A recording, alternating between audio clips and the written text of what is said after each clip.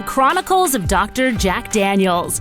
No, it's not the title of the latest Disney film or Ken Burns documentary, although you can imagine this ongoing epic fitting the bill. An early interest in competitive fitness spurred a lifetime of education, research, innovation, and unparalleled coaching successes for Dr. Jack Daniels. Still teaching his groundbreaking training advancements deep into his 80s, Daniels continues to leave an indelible impact on the sports of track and field and cross country. As an Army veteran and a savvy student of physiology, Daniels excelled as an athlete in the Olympic modern pentathlon, the ultimate fitness and field test for a soldier. He won 2 medals in the team event, silver in 1956 and bronze in 1960. Throughout the 60s, Daniels pursued more education, all while testing and mentoring Olympic athletes bound for Tokyo in 1964 and high-altitude Mexico City in 1968. He earned his Master's of Education from Oklahoma while coaching at Oklahoma City University. Following a 1-year stint as the head coach of the Peruvian national team, Daniels completed his Ph.D. thesis in exercise and altitude at Wisconsin. In 1969, he was hired as the first head coach of women's track and field at the University of Texas. He also served as an assistant of the men's program. He held both positions until 1980.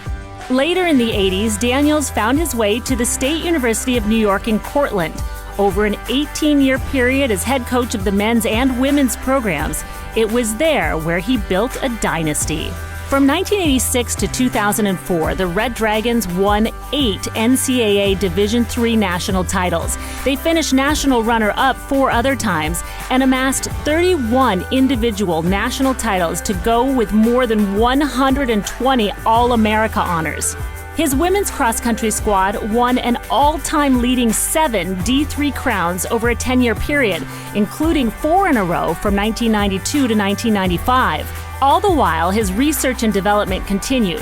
While at Oklahoma City University, Daniels coached Jimmy Gilbert, who went on to work at NASA for 35 years as a mathematician. Together, the duo innovated the algorithms for VDOT scoring, a method for comparing running performances based on oxygen consumption. Having the objective data in hand, Daniels built revolutionary training systems and introduced to the world via his book The Daniels Running Formula, and the development techniques contained within were soon adapted by coaches at all levels. Runner's World magazine named Daniels the world's best running coach and the Albert Einstein of running. Daniels also spent time as the head distance coach at the U.S. Center for High Altitude Training in Flagstaff, Arizona, where he mentored countless more Olympians. For the decades of Olympiads to come, there's no doubt that Daniels' timeless impact will continue. So raise your glass to Dr. Jack Daniels, now a member of the USTFCCCA Coaches Hall of Fame, Class of 2019.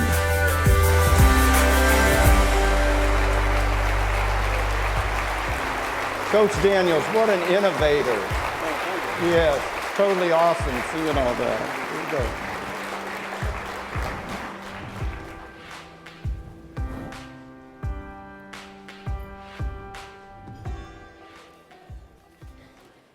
I'd like to mention something first that was brought up here. They mentioned Jimmy Gilbert. Jimmy Gilbert ran for me in the 1960s and then worked for NASA and helped me develop our VDOT programs. But an interesting thing about Jimmy is that he called me a couple of years ago to say he had just finished running his 100,000th mile. He averaged 38.6 miles a week for 50 years. And he's still running to this day. I certainly feel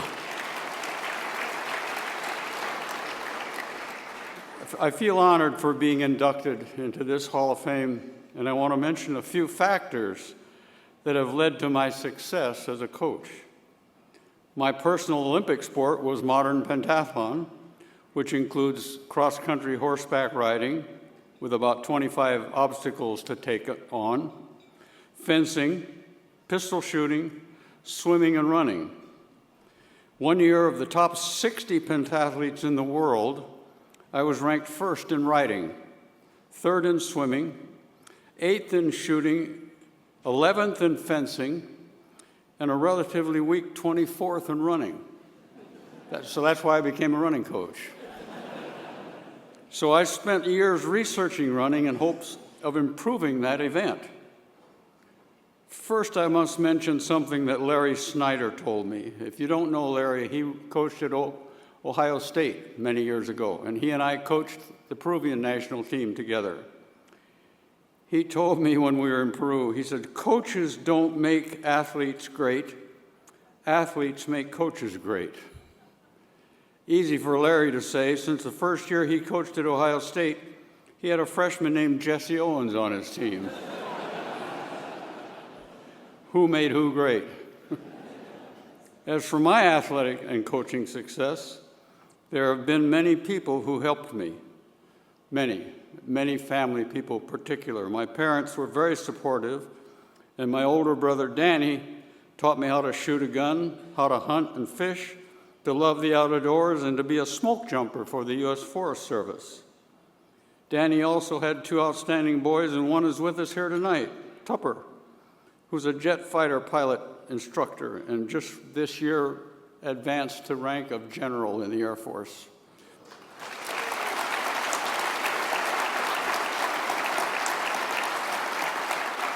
Tupper's over here at my table.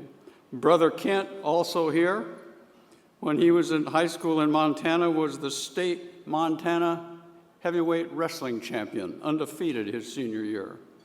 And after school years, he became Montana state trap shooting champion.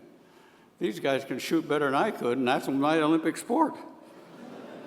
And even though I managed to win 2 medals in 2 Olympics, my brother Jerry easily outdid me during his years working for the CIA in Laos, working with the Hmong. And he earned 3 of the top 4 CIA medals given for service and honor.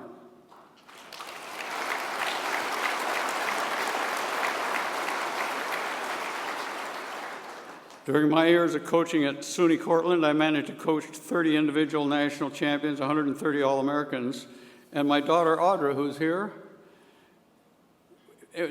just used to come out and cheer on the team. We used to carry her around in a Nike bag to the cross-country meets. And she herself ran a marathon, did a triathlon, and the annual 100-mile bike ride in South Lake Tahoe. And I'll guarantee you there's no way I could ever do a 100-mile bike ride, no matter how good a shape I was in. And our other daughter, Sarah, who's here, was an outstanding soccer player and fast runner. And when we were in Flagstaff, she became very good friends with a couple of 2-time Olympians, Anthony Familetti and Abdi Abdurrahman. I'm sure many of you know these 2 guys, both of whom appreciated Sarah's singing ability and often saw Abdi at her shows. He always said he was going to come and wear something weird so she'd laugh during the show, and he would never do that. These 2 guys are 2 of the greatest athletes we've ever had in this country. Sarah now sings opera in New York City. I want to express special thanks to the 26 elite distance runners, 9 of whom made United States Olympic teams, including Bob Schul, Jim Ryan, and George Young, gold, silver, and bronze medalists. I first tested those 26 guys in 1968. The same 26 returned to my lab for testing in 1993 for a 25-year follow-up study. And the remaining 22 of that original group came back for a 45-year follow-up study in 2013. These guys, you can't help but learn something from a bunch of runners like that you're around. Unbelievable group.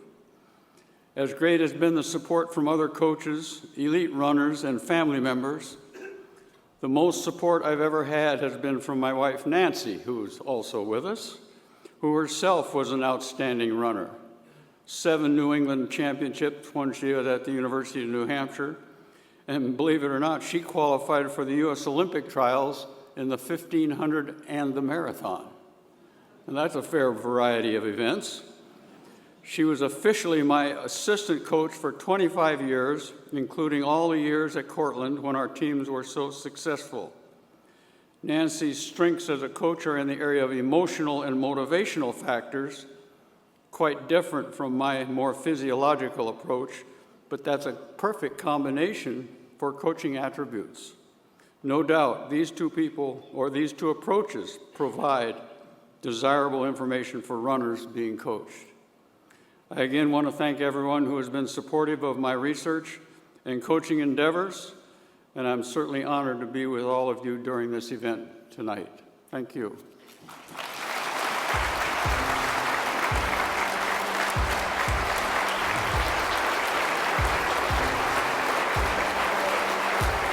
Congratulations, Jack. Let's get a picture here.